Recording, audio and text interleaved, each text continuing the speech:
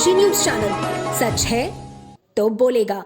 वाराणसी के रोहनिया क्षेत्र के औढ़े ग्राम सभा में स्थित सुधा पर्यावरण एवं प्रौद्योगिकी संस्था में 4 नवंबर सोमवार से 10 नवंबर रविवार तक 7 दिवसीय संगीत में भागवत कथा ज्ञान यज्ञ आयोजन किया जा रहा है। यह आयोजन प्रतिदिन सायं 4 बजे से 7 बजे तक होगा, जिसमें श्रद्धालु श्रीमद् भागवत कथा का श्रवण करेंगे। आयोजन का शुभारंभ कलश यात्रा और प्रारंभिक पूजन से होगा। इस ज्ञान यज्ञ के सत्संग का अमृतपान आचार्य श्री अखिल दास महाराज कालरात्रि पीठाधीश्वर श्री धाम वृंदावन के श्रीमुख से होगा।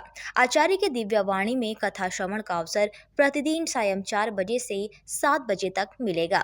इस संगीत में भागवत कथा ज्ञान यज्ञ का आयोजन करने वाले प्रमुख आयोजक प्रख्यात पर्यावरण वैज्ञानिक प्रोफेसर BD त्रिपाठी हैं।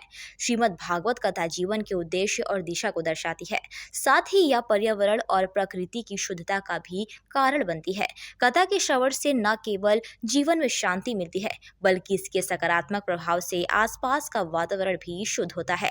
कथा सुनने से दुष्ट प्रवृत्तियों का नाश होता है और सकारात्मक ऊर्जा का संचार होता है। भागवत ज्ञान यज्ञ का श्रवण मन की शुद्धता का सबसे सरल और प्रभावी उपाय है। यह यज्ञ जीवन के दुखों से मुक्ति दिलाता है, जिससे जीव भगवान की शरण में पहुंचकर सदा के लिए मुक्त हो जाता है। चूंकि बेसिस में वैज्ञानिक हूँ और पैदा हुआ तो एक धार्मिक परिवार में पैदा हुआ।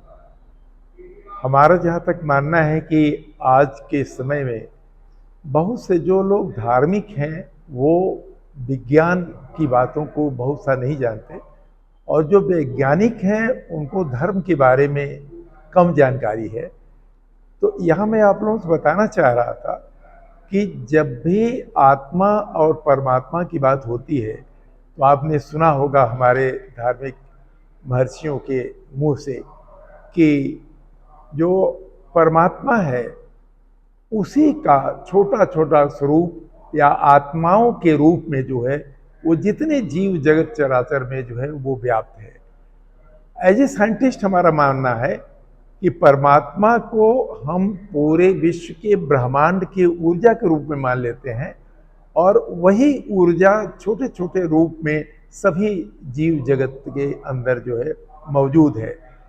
तो अब जब हम ये कहते हैं कि हम प्रकृति से आए हैं और प्रकृति में ही हम विलीन हो जाएंगे, ऐसी स्थिति में लोगों को ज्ञान होना आवश्यक है कि धर्म और विज्ञान एक ही चीज है, और दूसरी चीज आत्मा और परमात्मा की जो व्याख्या किया गया है वो जो है हमारे ऊर्जा के स्रोत जिससे हम चलते हैं, चाहे काइनेटिक और पोटेंशियल एनर्जी की बातें हों, तो उसका रूप एक ही है। तो ये भागवत का आयोजन जो 7 दिवसीय भागवत का आयोजन है, कथानक तो उसका ये है कि जब श्रृंगी ऋषि ने